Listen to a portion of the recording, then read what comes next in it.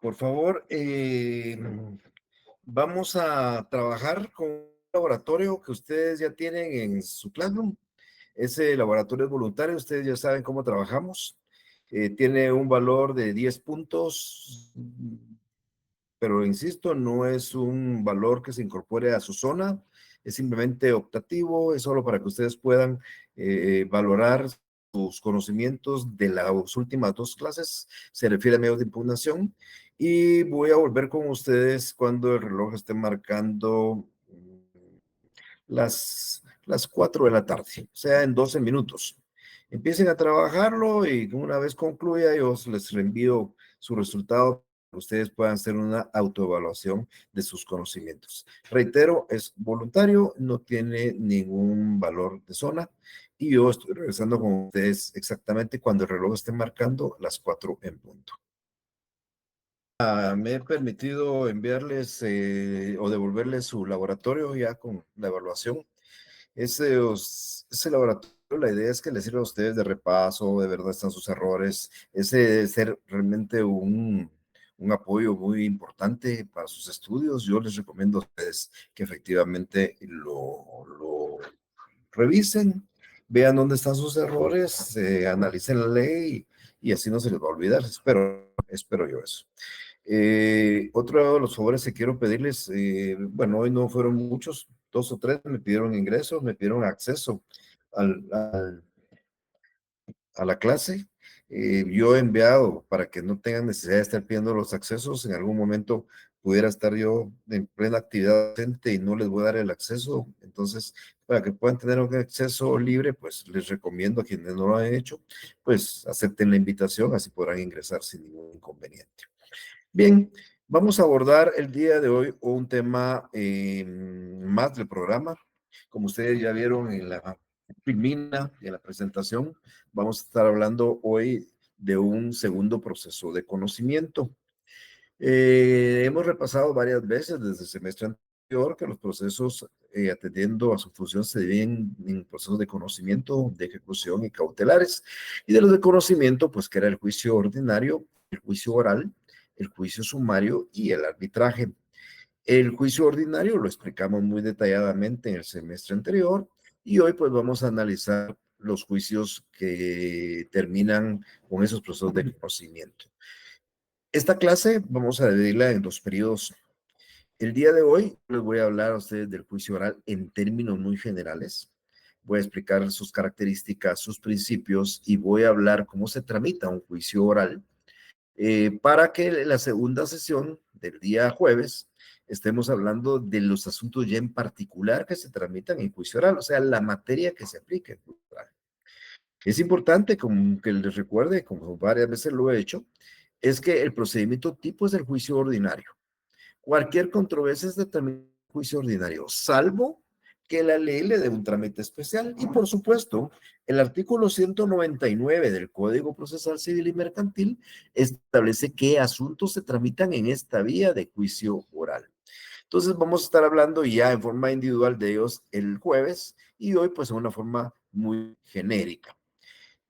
También quiero recordarles o decirles a ustedes que este juicio es un juicio nuevo en el Código Procesal Civil y Mercantil. Eso significa que no existía un juicio oral en la ley de enjuiciamiento civil, o sea, el código anterior al Código Procesal Civil y Mercantil. Está hasta 1965, que entra en vigencia el actual Código del Decreto Ley 107, que tenemos ya un juicio oral. También es importante contarles a ustedes que los autores del código, quienes redactaron el proyecto de código, pues en sus memorias indican que fue base para el trámite y establecer este juicio oral, el juicio oral que actualmente se regula en el Código de Trabajo. Es decir, a mediados del siglo pasado, solo el derecho laboral tenía un procedimiento oral. No lo tenía el derecho civil, ni el derecho penal, ninguna otra de las ramas. Es derecho laboral en el Código de la Revolución de los años 40, del siglo pasado, el actual Código de Trabajo se regula un procedimiento ordinario, pero es oral. Y eso sirvió mucho de base para este proceso. Los autores del código estimaron que este proceso era el que estaba en boga y efectivamente así es. De hecho, quiero decirles que a eso vamos a que realmente los procesos sean eminentemente orales. En Europa y en los Estados Unidos, los procesos orales creo que son orales desde el siglo XIX y en Sudamérica, pues a principios del siglo XX. Por eso fue que los autores decidieron como una práctica, como una prueba, como un experimento, introducir este juicio oral dentro de los juicios de conocimiento. Por ello, cuando hablemos un poco de ello, se van a dar cuenta ustedes que estos juicios se tramitan por menos, por ejemplo, para controversias de muy baja cuantía, para asuntos que efectivamente son muy sui generis y que no es que haya una declaratoria de un derecho, sino que efectivamente son situaciones que ya la ley regula y solo hay que declararlas. Pero bien, sobre eso yo voy a estar hablando cuando hablemos de cada uno de los asuntos que se tramitan en ella. Lo más importante de resaltar de este proceso es lo que aparece en este momento en la presentación. Este es un proceso que se desarrolla en forma verbal. Eh, quiero decirle, quiero decirles que se puede desarrollar también en forma escrita. O sea, este proceso tiene las dos características. Ustedes quieren formulan una petición en forma verbal o si quieren la formulan en forma escrita. Ambas situaciones son valederas, pero es el único procedimiento en el cual se puede desarrollar las peticiones a viva voz. En un juicio ordinario no lo podemos hacer, en un juicio sumario igual tampoco no lo podemos hacer, menos en un juicio de ejecución. Además de ello, este juicio es concentrado. Usted recordará que el juicio ordinario se tramita en 69 días, que lo he puesto como ejemplo, porque tiene etapas de días, 9 días para emplazamiento, 30 días para el periodo de prueba, 15 para la vista. Este juicio se caracteriza por ese principio de concentración porque se desarrolla en audiencias, normalmente en una audiencia. De tal manera que el juez le da trámite, señala una audiencia y en esa audiencia debiera desarrollarse todas las etapas del proceso. Como no da tiempo para todas las etapas, porque limitaciones legales o de tiempo, entonces la ley permite hasta una segunda y tercera audiencia, pero se desarrolla en audiencias. O sea, si ustedes quieren contestar la demanda es en una audiencia, si ustedes quieren interponer excepciones, bueno, esto voy a explicar, es en una audiencia. Por eso es que se desarrolla en audiencias y, por supuesto, como se desarrolla en audiencias, tiene que ser mediadas por un juez. O sea, el principio de inmediación es importante porque se desarrollan en presencia del juez. Entonces, el juicio oral es aquel que se desarrolla en forma verbal, es concentrado la mayor parte de sus actos procesales en audiencias y se desarrolla frente a la presencia del juez. Hay ciertas características que son importantes bien resaltar y que lo diferencian de otros procesos de conocimiento. Por ejemplo, primero el procedimiento es verbal, como ya lo mencioné. Esto no pasa en ningún juicio, se desarrolla a viva voz. Ustedes quieren presentar la demanda, lo pueden hacer verbal. Quieren contestar la demanda, lo contestan en forma verbal. Quieren interponer excepciones, quieren proponer prueba, quieren ofrecer prueba, quieren impugnar, plantear impugnaciones, lo pueden hacer en forma verbal. También lo pueden hacer por escrito. Pero reitero, la característica es que este proceso es verbal, no como los demás que son eminentemente escritos. Otra de las características de este procedimiento oral es que se aplica para ciertos asuntos. Hace unos minutos yo les decía que el juicio ordinario es el prototipo de los procesos. El juicio ordinario lo aplicamos nosotros para cualquier proceso que no tenga un trámite especial. El juicio oral en el 199, y al final de la plática de hoy les voy a dejar el listado, establece qué asuntos tramitan en juicio oral. En la clase del jueves yo les voy a dar ejemplos para que entendamos a qué se me refiero cuando hablo de esta clase de proceso. Porque ¿qué es lo que pretendo? Que cuando ya su cliente llegue a su oficina y le cuente el caso, usted sepa a qué se refiere y sepa por dónde debe de tomar el camino. Si el asunto que su cliente le está explicando es un asunto que encuadra en juicio oral, el trámite es juicio oral. Si no encuadra ahí, bueno, en este momento la opción es juicio ordinario, aunque podría ser en el futuro, cuando hablemos de eso, juicio sumario. Entonces, nosotros tenemos que entender cuál es el caso, cuál es el problema, para saber cuál es el camino que tenemos que recorrer. Y reitero, el 199 nos dice cuáles son esos asuntos determinados que se tramitan en juicio oral. Y otras leyes, como la ley de tribunales de familia o la ley de marcas y patentes, que también nos da esta vía como juicio oral. Algo que no puede pasarse en ningún juicio, los que vamos a estar viendo ahora, porque eso se los he mencionado a ustedes hasta la saciedad, es que el juicio ordinario, por ser el prototipo de los procesos de conocimiento, bueno, el prototipo de los procesos se aplica sus normas por analogía a las demás. Y el juicio oral no sale de esa situación. Entonces, si yo quiero saber cómo se redacta una demanda en juicio oral, me tengo que ir a recordar cuáles son los registros de la demanda en juicio ordinario. Si yo quiero recordarme cómo yo solicito una declaración de parte, cómo formulo unas preguntas en una declaración de parte, cómo solicito una declaración de testigos, cómo interpongo una excepción previa, qué excepciones previas puedo plantear, qué medio de prueba puedo proponer, yo voy a juicio ordinario y por analogía las aplico en el juicio oral. O sea, en el juicio oral ustedes no van a encontrar cómo se tramita una declaración de parte, porque eso está en juicio ordinario. No van a encontrar ustedes qué medios de impugnación, eso está en la parte general. En este caso, en el último libro del código. No les dice el juicio ordinario, el juicio oral, no les dice qué excepciones pueden plantear. Eso está en lo que se refiere al juicio ordinario. Entonces, nosotros aplicamos por analogía las normas en el juicio oral. Claro, aquellas cosas que se contradigan, no lo podemos aplicar. Por ejemplo, si nosotros sabemos que en este juicio no hay un emplazamiento de 9 días, como el juicio ordinario, no aplicamos eso acá, porque aquí el emplazamiento es de otra manera, como voy a explicar también en algunos momentos. Entonces, reiteramos, se aplica por analogía en este proceso las normas del juicio ordinario. Es un procedimiento por audiencias, es decir, que es concentrado. Recuérdense que el semestre pasado, cuando les hablé del principio de concentración, les dije que es aquel en el cual se busca que en un proceso el mayor número de etapas procesales se desarrollen en el menor número de audiencias. Y esto es típicamente propio de un juicio oral. Si yo aquí les voy a adelantar en un minuto, les voy a explicar en un minuto que lo que hace el juez es señalar una audiencia y en esa audiencia hay que intentar conciliación, hay que contestar la demanda, hay que interponer excepciones previas, excepciones perentorias, proponer prueba e inclusive diligenciar prueba, se va a dar cuenta que en un solo día se puede hacer todo, lo que nosotros posiblemente hacemos en 45 días en un juicio ordinario. Eso es algo importante porque lógicamente le va a dar celeridad y economía a este procedimiento, va a ser más rápido, va a ser económicamente más barato y seguramente pues evitará tener también mucho desgaste en el sistema judicial. Y otra característica también para que no se les olvide es, se lo explico de esta manera, es que es conciliatorio.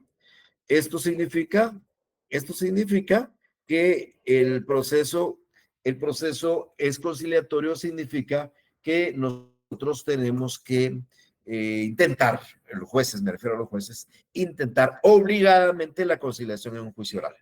En un juicio ordinario nunca vimos nosotros esa circunstancia. En un juicio ordinario nunca expliqué yo la conciliación como una etapa obligatoria. En un juicio ordinario, si ustedes quieren que haya una etapa, una audiencia de conciliación, se la piden al juez. El juez la señala y las partes llegan e intentan una conciliación. O el juez de oficio estima y la señala.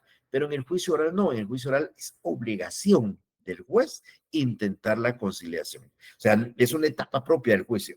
No la podemos obviar. Primero hay que intentarla. Si no se logra, pues continuamos con el proceso. Como en algunos minutos también procederé a explicarlo.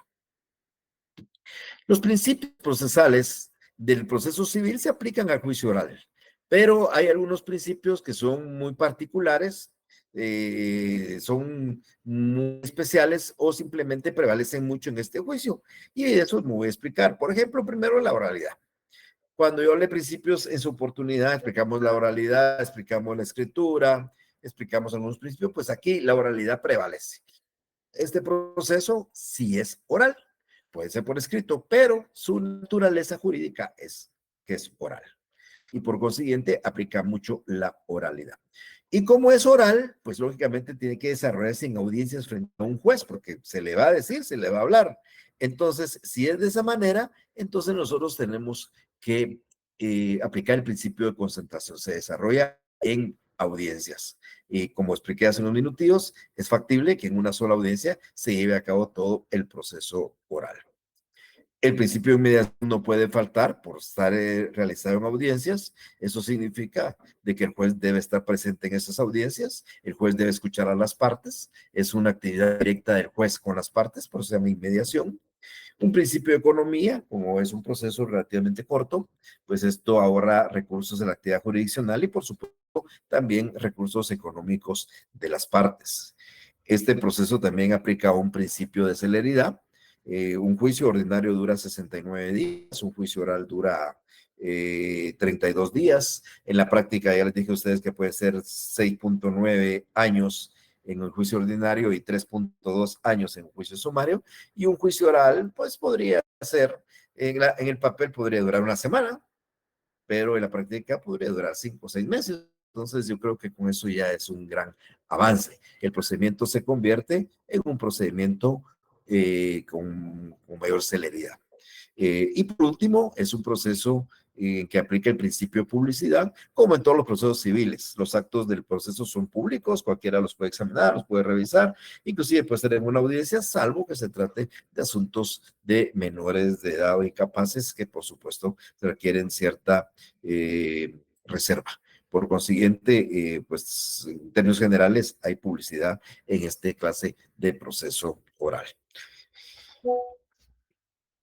Ahora, ¿cómo se tramita un proceso oral? Voy a explicar, como les decía, un procedimiento general.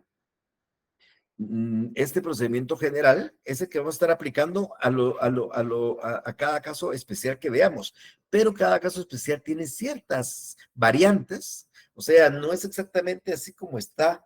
Voy a explicar aquí un procedimiento y no todos los asuntos que se tramitan en esa vía se tramitan exactamente conforme el procedimiento, sino hay algunas variantes, pero en términos generales viene siendo casi lo mismo. Entonces, el procedimiento de juicio oral, pues primero, como todos los procedimientos, ustedes saben que se inicia con una demanda. O sea, si no hay una demanda, no hay un inicio de un proceso. Todo proceso inicia con una demanda, un reclamo. Es el momento en que nosotros materializamos el derecho de acción, formulamos nuestras pretensiones y por consiguiente nosotros queremos hacer una demanda. Aquí a mi oficina viene una señora, me explica el caso no es ordinario, el caso es oral y entonces yo tengo que presentar una demanda. Si fuera ordinario, tengo que presentar una demanda. Si fuera sumario, tengo que presentar una demanda. Entonces, bueno, la demanda es el inicio del proceso. Pero esta demanda en esta clase de proceso podría yo presentarla directamente ante el secretario del tribunal. Podría ir yo al tribunal y exigir presentarla verbalmente y formularla en forma verbal, porque la ley me lo permite. En la práctica no crean que es tan fácil, ¿verdad? Los tribunales tienen tanta actividad que difícilmente un secretario les va a recibir una demanda oral. Pero en muchos departamentos o municipios los jueces ordenan recibir las demandas en forma verbal.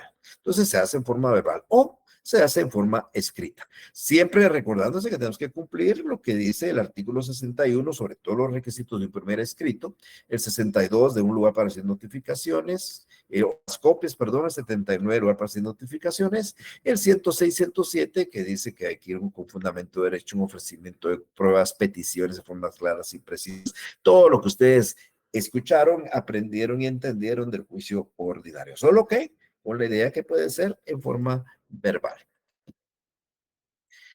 Una vez se le da trámite el juez a la demanda, porque la demanda cumple los requisitos, el juez señala una audiencia de juicio oral. Fíjese, pues no emplaza por 9 días como el juicio ordinario. El juez señala una audiencia de juicio oral y llama a las partes, a ambas, a que comparezcan a esa audiencia, previniéndolas presentarse con medios de prueba bajo apercibimiento de que si alguna de las dos no llega, actor o demandado, la va a declarar rebelde. Fíjense pues, entonces existe una obligación de ambas partes, actor y demandado, estar en la audiencia, porque de no estar van a ser rebeldes. Y les invita a que de una vez vayan preparados con sus medios de prueba para esa audiencia. Esa audiencia no tiene un tiempo señalado en la ley para señalarla. Si ustedes van a un juzgado hoy y preguntan de una audiencia de juicio oral, posiblemente ahora que estamos en julio hayan audiencias para enero, febrero, marzo, abril del año entrante. Por consiguiente, pues si la ley dijera que hay una semana, 10 días, 30 días, pues estarían ellos violando la ley, pero no la hay. La ley no dice cuánto tiempo, entonces le señalan una audiencia atendiendo al espacio que tengan en las agendas de los tribunales. Pero lo que sí dice la ley es que para esa audiencia se lleve a cabo en forma legal, la notificación de esa audiencia sí debe notificarse con cierta anticipación. Dice así, que esa notificación entre la audiencia y el acto de notificación, entre la audiencia y el acto de notificación, o entre el acto de notificación y la audiencia, deben de haber de por medio 3 días. ¿Cómo explicó esto? Pensemos nosotros que hay para la otra semana, el otro viernes. Quiero decirles que el otro viernes es, no este, sino el viernes del otro, de la otra semana. Es 9. El 9, del día de hoy al 9, si hoy nos notificaran la audiencia, hoy, hay de por medio el 31, que es mañana miércoles, el 1, que es el jueves, el 2, que es el viernes, el 5, que es el lunes, el 6, que es el martes, el 7, que es el miércoles y el 8, que es el jueves. Tenemos 7 días de por medio. Entonces, una notificación hecha hoy para una audiencia del otro viernes está legalmente hecha. ¿Por qué? Porque ha cumplido por lo menos con los 3 días de por medio que dice la ley. Ahora, si yo les preguntara en el examen, ¿cuál sería la fecha máxima para notificar sin incurrir en nulidad? Entonces, habríamos que hacer las cuentas. Si la audiencia es el viernes, 3 días de por medio sería el jueves, el miércoles y el martes, entonces el día máximo para notificar sería el día lunes. Si el lunes se notifica, está martes, miércoles y jueves de por medio y viernes la audiencia. Entonces se convierte en una audiencia legal. Así lo dice la ley. Entonces, más de 3 días de por medio, ningún inconveniente. 3 días de por medio es lo y menos de 3 días incurriríamos en una nulidad por vicio en el procedimiento al llevar a cabo una audiencia que no se notifica conforme lo establece la ley. Entonces, se señala a la audiencia, el juez le admite la demanda, señala a la audiencia, apercibe que comparezcan las partes a la audiencia bajo apercibimiento de dejarlos declarados rebeldes con sus respectivos medios de prueba y es obligación estar presente ese día de la audiencia.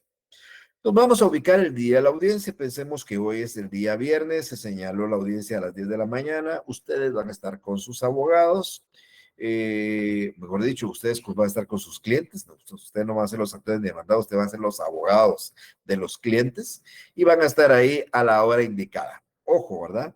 No un minuto más del tiempo. Quiero contarles muy brevemente que hace poco, recuerdo yo, hace como un año, me habló una persona para que le tramitara su proceso, el cual yo no quise aceptar. Le recomendé que usara otro abogado, no quise aceptarlo, pero era por cuestión de que no quería llevar ya más asuntos de esa naturaleza.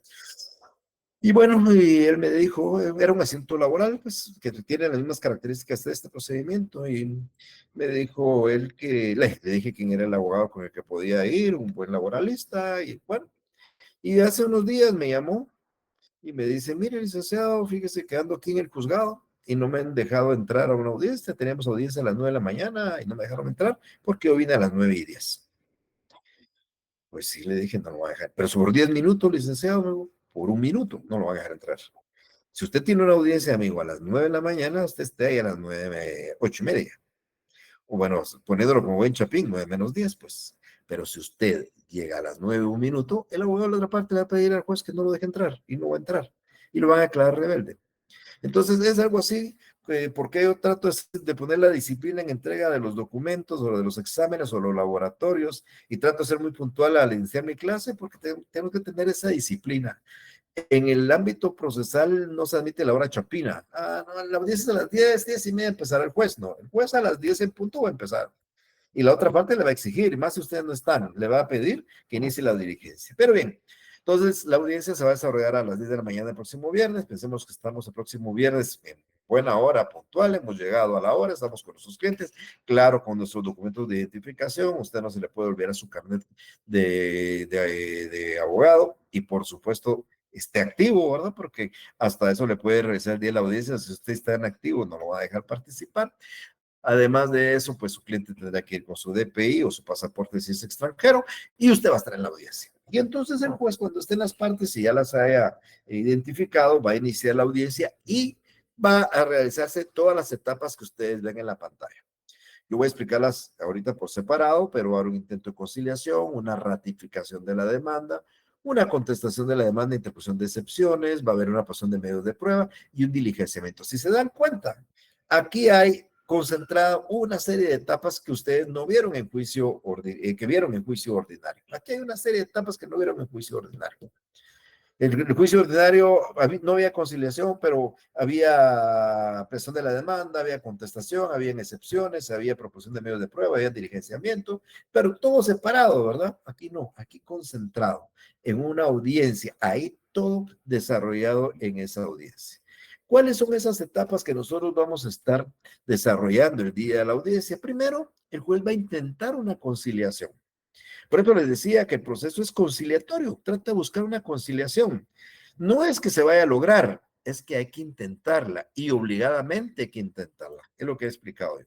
Entonces, cuando ustedes estén sentados frente al juez, el juez va a ser lo primero que va a decir es, voy a poner un ejemplo típico que pasa y que a ustedes les va a tocar de repente en su práctica, si es que la llevan, o de repente en sus primeros casos ya en ejercicio profesional, y es una fijación de alimentos. Un juicio tan sencillo como fijar alimentos. Sencillo aparentemente, pues porque no hay mucha controversia, los alimentos ya están establecidos, que hoy obligación de darlos. Entonces seguimos un juicio más que todo para que el juez determine cuánto va a ser el monto que se va a fijar al obligado a dar alimentos. Entonces planteamos un juicio de alimentos, nosotros somos los abogados de la parte actora, la señora quiere alimentos para ella, que es la esposa, tiene derecho, y alimentos para sus dos hijos menores de edad. Aduce de que el señor trabaja y gana 20,000 quetzales al mes, y ustedes quieren que él les proporcione,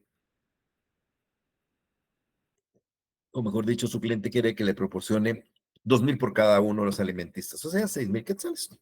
Ustedes presentan su demanda en vía oral, porque los alimentos es vía oral. Pueden presentar la demanda en forma verbal o escrita. Y cuando el juez le da trámite, señala una audiencia.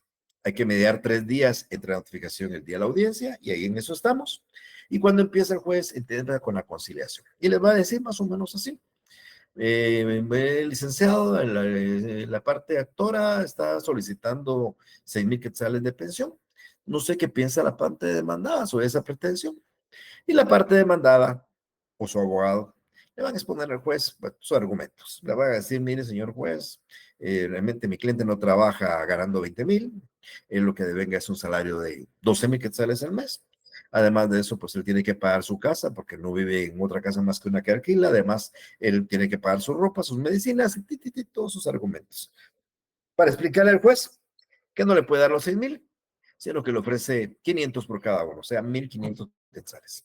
Entonces ya el juez pues sabe que hay una pretensión de 6,000 y una contrapropuesta de 1,500. Seguirá, le dirá a la señora, ¿usted qué piensa de esos 1,500? Y la señora le da, no, licenciado, a mí no me alcanza esto. Bueno, pero hay alguna manera de poder dar otro monto, y la señora, después de tanto explicar, dirá al final, va, licenciado, yo acepto que sean 1,500 por cada uno, o sea, 4,500 quetzales. Entonces el juez le va a hablar al actor, perdón, al demandado, mire, hay una nueva contraoferta, yo creo que es más o menos valedera, y el demanda igual va a insistir, pero para no cansarles, es probable que después de tanta negociación al final lleguen a un punto en el cual coincidan los 3,000 quetzales, lo voy a poner como un ejemplo, donde la señora al final ofrece, acepta 1,000 por cada uno y el señor está de acuerdo en dárselos. Entonces, pues se termina el juicio. Lo que hay que hacer es levantar un acta de conciliación, el juez aprueba la conciliación, se termina, firman, a cada uno ya con estar firme les extienden una certificación, cada uno para su casa, y el juicio terminó. La señora se llevó su documento que de incumplirse lo puede ejecutar, puede promover una ejecución. Eso ya lo aprenderán ustedes cuando hablemos de las ejecuciones. Y se terminó. Ese documento que la señora se lleva es el documento que uno esperaba recibir cuando dictaron la sentencia, pero no tuvimos que llegar hasta allá. Simplemente lo hemos resuelto en la primera audiencia en una conciliación que siempre intenta el juez, porque en juicio oral es obligatorio intentar la conciliación. Pero para que yo pueda seguir explicando esto, pues vamos a entender que no hubo conciliación.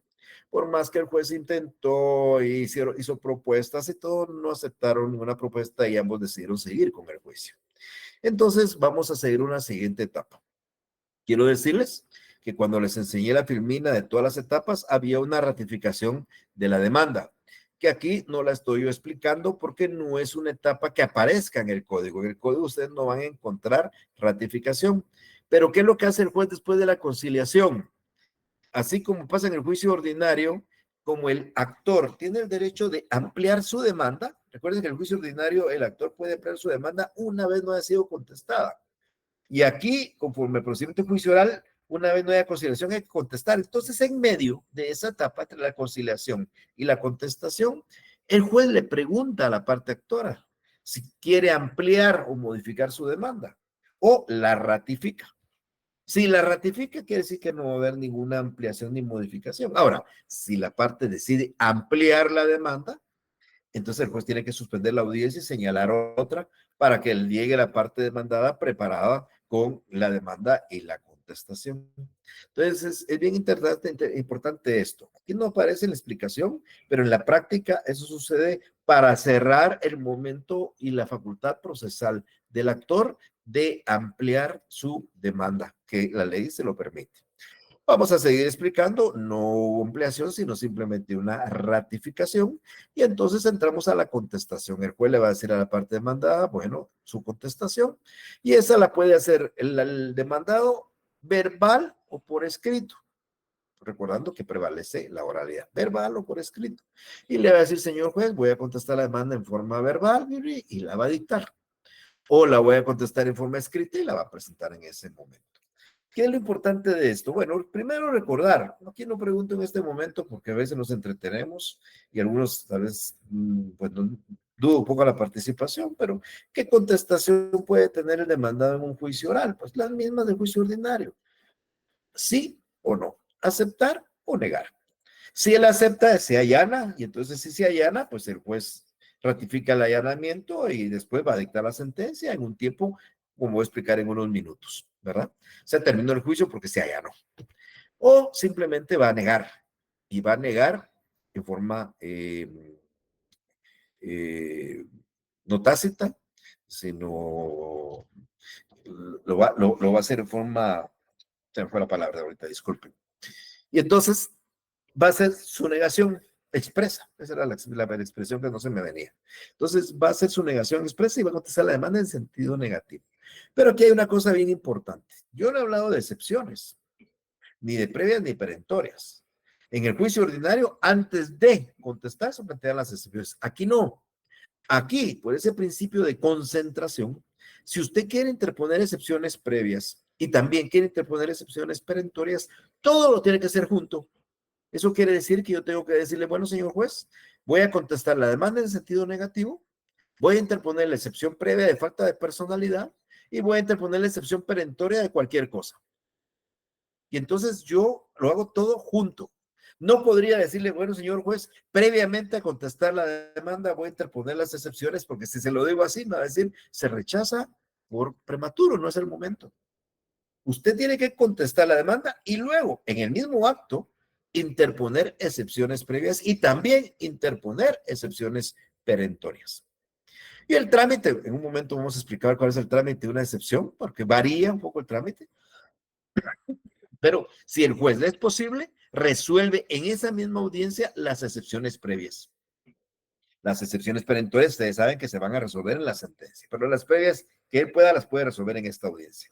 Entonces, ¿qué es lo interesante de esto que quiero explicarles para que no se les olvide? Porque van a hacer preguntas de exámenes. Si yo le pregunto en qué momento interpone estas excepciones previas en un juicio oral y me dice antes de contestar la demanda, está mal. Le dice después de contestar la demanda, está mal. Es al contestar la demanda, es conjuntamente con la contestación de la demanda. Y les digo esto porque en la práctica hay abogados que llegan a la juicio oral y cuando van a contar, mire, dice, antes de contestar la demanda, interpongo excepción 3, se le rechazan. No puede hacerlo. Primero contesta la demanda y, por supuesto, en sentido negativo, porque no es lógico que se allane e interponga excepciones. Las excepciones se interponen si niega. Entonces, puede interponer todas, previas y perentorias, inclusive, amigas y amigos, reconvenir. Entonces podría decir, vengo a contestar la demanda en sentido negativo, a interponer la excepción de falta de personalidad, a interponer la excepción de falta de tal cosa y a reconvenir al actor. Imagínense todas las actitudes en el mismo acto de la misma audiencia y en el mismo momento de la contestación. Bueno, pensemos en, no vamos a hablar de la término de las excepciones en este momento. Pensemos, contestó la demanda en sentido negativo. Entonces, como hay quien afirma y quien niega, hay hechos controvertidos y hay que recibir prueba. En un juicio ordinario tendríamos 30 días para hacerlo. Aquí no. Aquí en esa misma audiencia, después de haber contestado la demanda en sentido negativo, el juez ahora nos pide que propongamos nuestros medios de prueba. Le va a decir al actor, proponga sus medios de prueba y el demandado proponga sus medios de prueba. Ojo, propuesta de los ofrecidos, porque también cumplimos el procedimiento probatorio. Usted, actor, ofreció sus pruebas en la demanda y usted, demandado, ofreció sus pruebas hace un minuto en la contestación. Ahora propóngalas, segunda etapa del procedimiento de probatorio. Y entonces usted ya le dice, bueno, señor juez, ya estando en la etapa de la prueba, yo quiero proponer la declaración de parte del demandado que está aquí está la plica. Quiero proponerle la declaración de 4 testigos A, B, C y D que están allá afuera. Aquí está el interrogatorio. Y le quiero proponer 2 documentos, A, B documento, que ya los acompañé en mi demanda. ¿Ok? Parte demandada, sus pruebas. Pues yo le voy a decir el demandado, yo también, señor juez, quiero la declaración de parte. Aquí está el pliego para que le pregunten al actor. Y le propongo dos documentos, A y B. Uno propone. Y entonces el juez procede a diligenciar. Pero la pregunta acá, que esto es bien importante resaltar para que ustedes lo tengan presente, es, ¿será que el juez puede diligenciar en este momento la declaración de parte o la declaración de testigos que están allá afuera del demandado o del actor? ¿Podría legalmente? Mi respuesta es que no podría legalmente. ¿Por qué razón? Porque si yo aplico por analogía la disposición del juicio ordinario, esta dice, cuando hay una declaración de parte, hay que notificarle a la parte que va a declarar por lo menos con 2 días de anticipación. Y aquí no hay 2 días, aquí hay 5 minutos. Entonces, yo no le podría notificar, yo tendría que señalar una audiencia como juez dentro de cierto plazo y notificarle hoy para cumplir con esos 2 días. Y lo mismo pasa con los testigos, debe notificarse con 3 días de anticipación. Si yo, pese a esto, yo le pido la declaración, la otra parte me puede plantear una nulidad y me va a decir, señor juez, usted recibe una declaración de parte mía y me citó con 10 minutos cuando la ley dice que son 2 días. Entonces, ¿cómo puedo resolver este problema como juez? Si yo le pregunto a la parte que está ahí, ¿usted está de acuerdo en declarar hoy? Y la parte está de acuerdo en declarar, se da la convalidación, porque me está él aceptando el hecho de que el acto no es nulo, pero está aceptando en que sea válido y lo está haciendo expresamente porque quiere participar. Normalmente uno como estrategia no acepta eso, ¿verdad? Uno como estrategia quiere que eso se difiera, que se vaya para otro día, pero hago esta aclaración. En cambio, la prueba de documentos, sí, el prueba de documentos el juez en el mismo momento va a decir, bueno, se tiene como prueba por la parte actora el documento A y B y por la parte mandada también el documento B y los va a incorporar. Eso ya lo diligenció. Pero los otros medios de prueba, como son con audiencia, y como son con días de anticipación que hay que notificarlos, entonces el juez lo que va a hacer es que va a tener que señalar una segunda y una tercera medio de prueba. El juez, insisto, en la audiencia procede a diligenciar los medios de prueba, pero aquellos que no puede haberlos diligenciado en este en esta audiencia, los va a diferir para otros días de audiencia. Entonces, lo normal es que el juicio aquí termine con la prueba acá diligenciada. Imagínense que la prueba hubiera sido solo documentos, se diligenció todo, hoy terminó, ya solo procede a dictar la sentencia.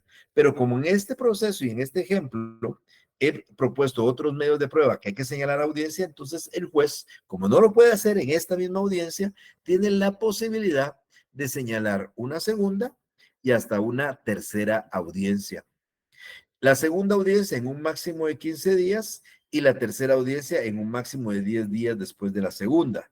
Pero ¿para qué son estas audiencias? Es bien importante, es solamente para diligenciar aquellos medios de prueba que no haya podido diligenciar en la primera.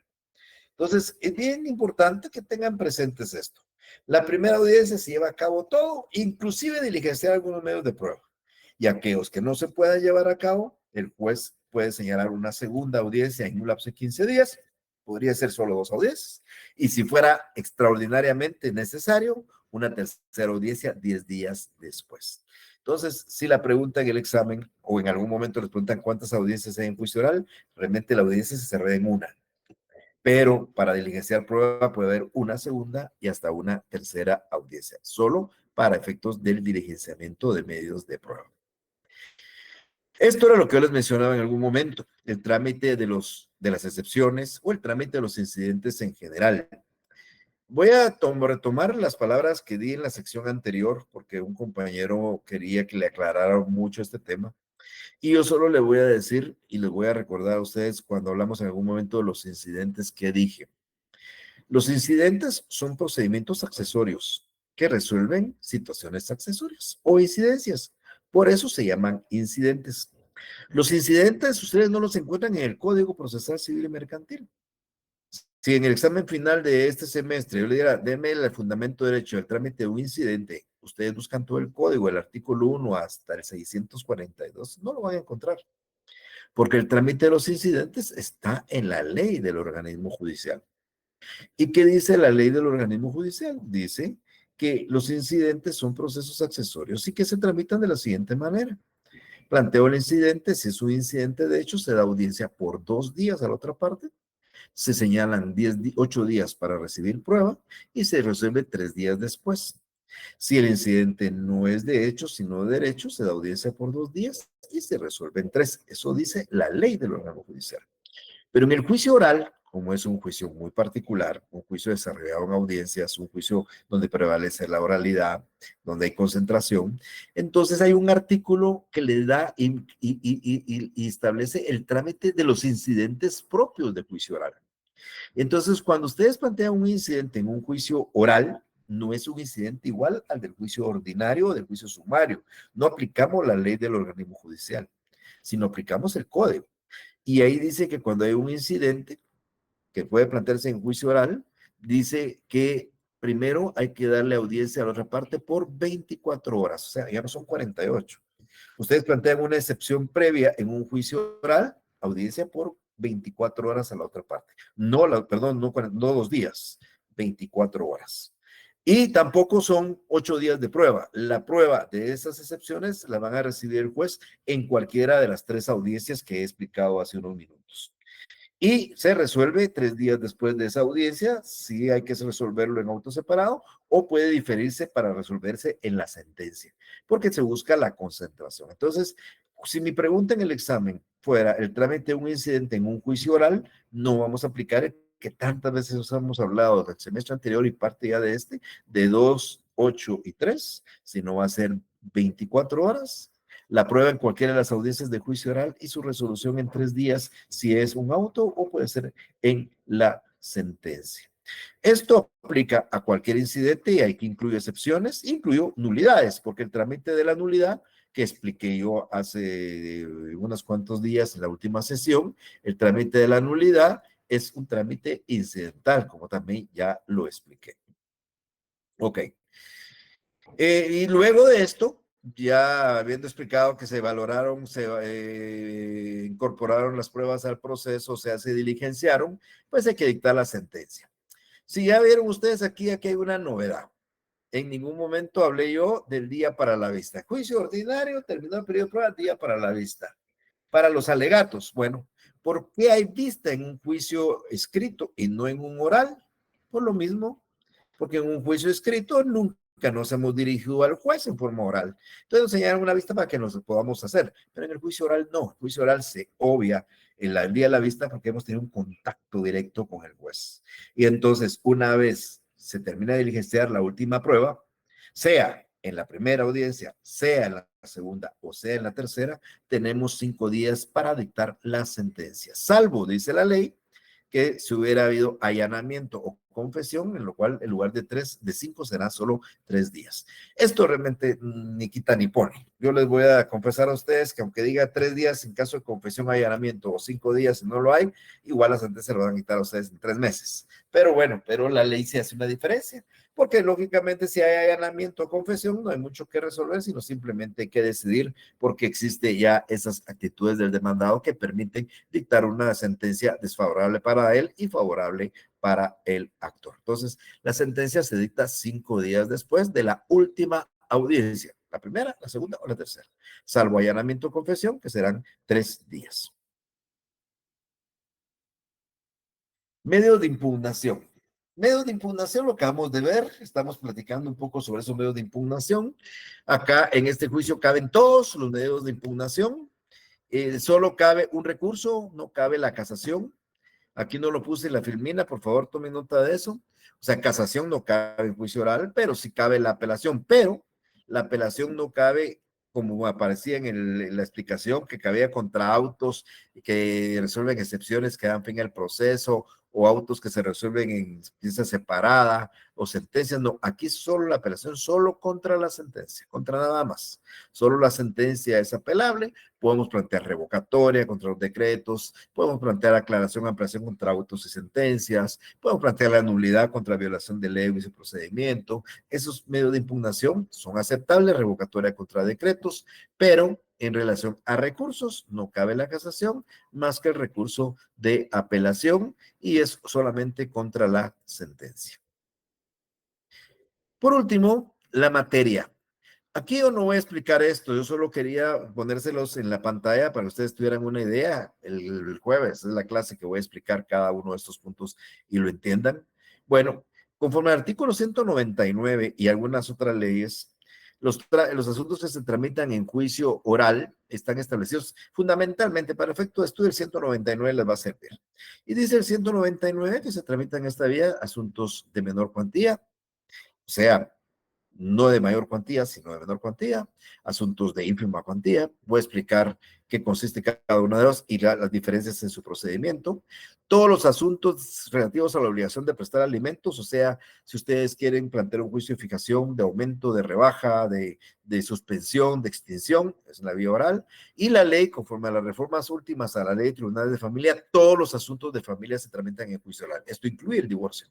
El divorcio por causal determinada ahora se tramita en juicio oral, una pérdida de patria potestad de juicio oral, o sea, asuntos de familia en juicio oral, salvo algunos que tu trámite de procedimiento está establecido en la ley, por ejemplo, un voluntario de divorcio, que no es vía oral, sino es vía no contenciosa, por decir algunos ejemplos. Pero esto yo lo voy a explicar el día jueves. Y también voy a explicar qué es la rendición de cuentas, cuándo hay que rendir cuentas, por qué motivo hay que rendir cuentas y qué pasa si no se rinden o se rinden mal. Voy a explicar también cuando hay un bien en copropiedad y quiere uno dividirlo, si este es el procedimiento. La jactancia, ¿en qué consiste la jactancia? Yo sé que ustedes ahorita oyen la palabra jactancia, entenderán otra cosa lo que realmente es. Y la ley también dice aquellos asuntos que por otras disposiciones de ley, otras leyes, se tramiten en esta vía, o aquellos asuntos en que las partes se pongan de acuerdo en tramitarlo por esta vía. Esto último nunca lo he visto yo, pero existe. Si ustedes tienen un asunto que se tramita en juicio ordinario y se ponen de acuerdo en tramitarlo en vía oral, se tramitará en vía oral. Yo nunca lo he visto, pero existe esa posibilidad. Pero bien, esto en términos generales es la explicación del día de hoy, mis estimados amigas y amigos.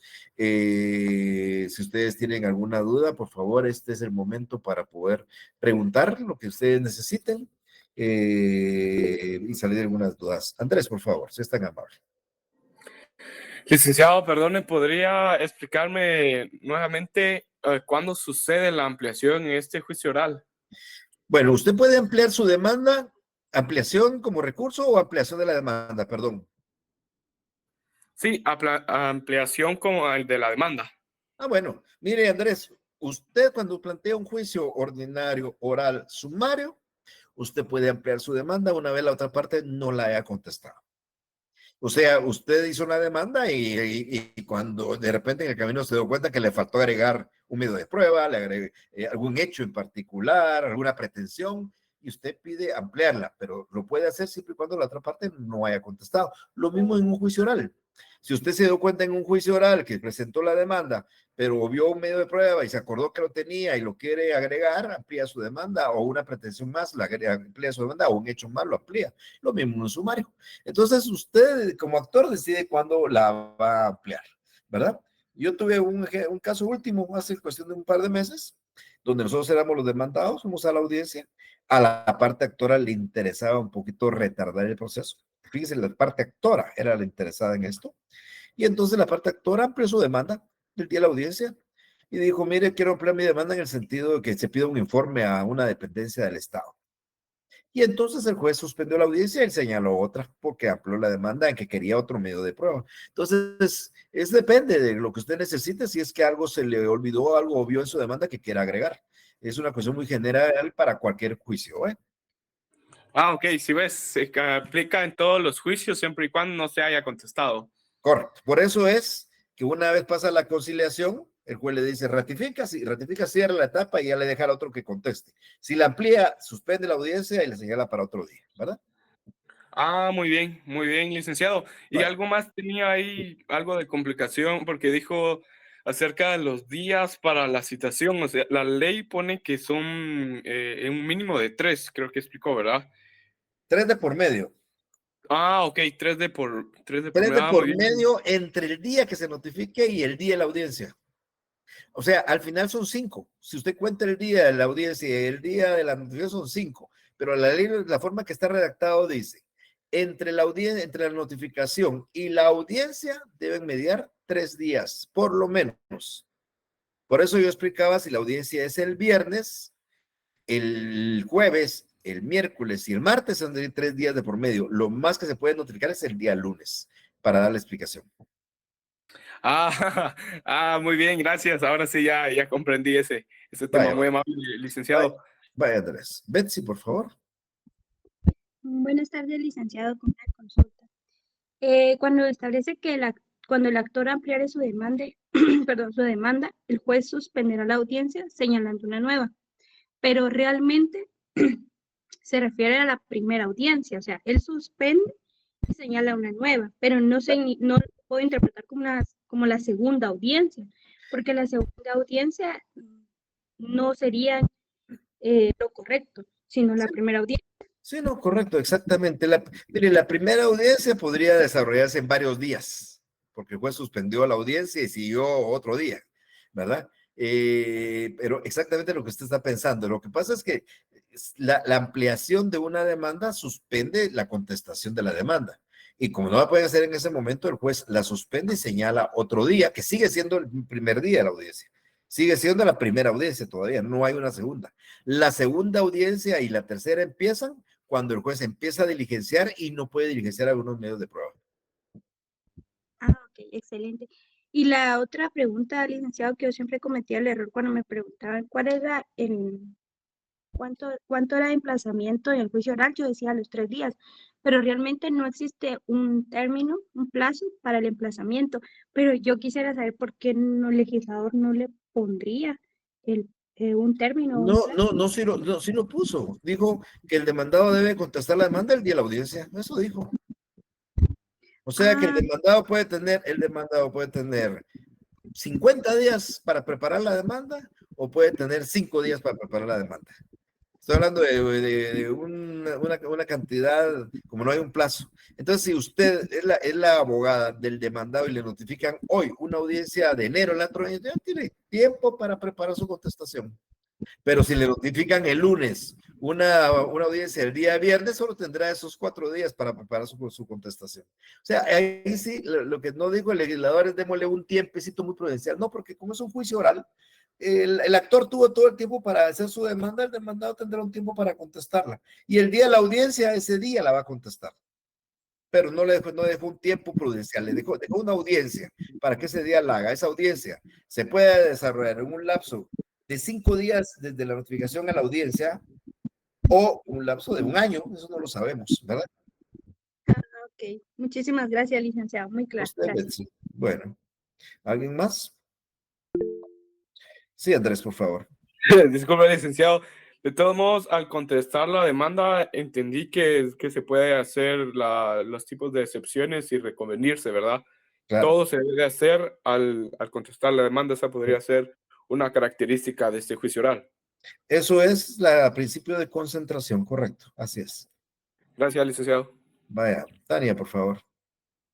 Licenciado, buenas tardes. ¿Sería tan Buenas. amable de volverme a explicar los incidentes y la nulidad? Ok, bueno, la nulidad, ahí en el título, el código dice nulidad, pero el trámite de una nulidad es incidentes. Entonces, solo tengo que explicar incidentes. La nulidad se tramita como un incidente, igual como una excepción previa se tramita como un incidente, igual como una falsedad de un documento aportado como prueba se tramita como incidente, igual como la rebaja de un embargo se tramita como incidente. Bueno, el Código Procesal regula un montón de incidentes y la nulidad es un incidente. ¿Por qué el autor puso incidentes y nulidades?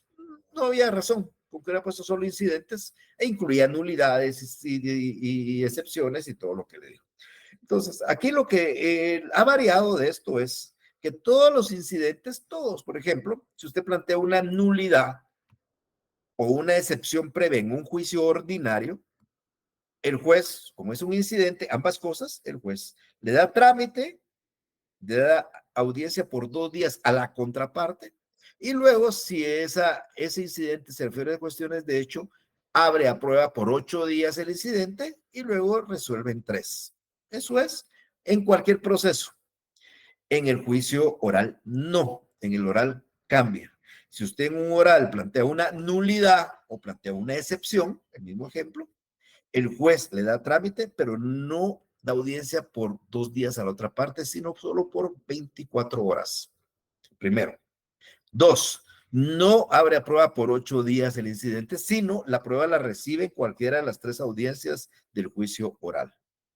Y 3, si resuelve fuera de eso, tiene 3 días para hacerlo, igual que en lo otro, o lo difiere y decide resolverlo hasta en la sentencia. Eso es la diferencia, que es bastante grande, por supuesto. Entonces, un incidente en un juicio oral, de una nulidad, de una excepción, de cualquier clase que haya, se tramita así, 24 horas a la otra parte. La prueba, si es cuestión de pruebas en cualquiera de las audiencias de prueba, y luego 3 días para resolver. Y si no eran cuestiones de hecho, sino de derecho, 24 horas a la otra parte y 3 para resolver. Cambió de 2 días a 24 horas y cambió de 8 días de prueba a cualquiera de las 3 audiencias en que se esté desarrollando la prueba de juicio oral. Gracias, licenciada. Usted también. Bueno, ¿alguien más? Bueno, el jueves a la misma hora nos vemos, nos preparamos. Tengan una feliz tarde. Nos vemos. Gracias, licenciado. Feliz tarde. Feliz tarde. Feliz tarde.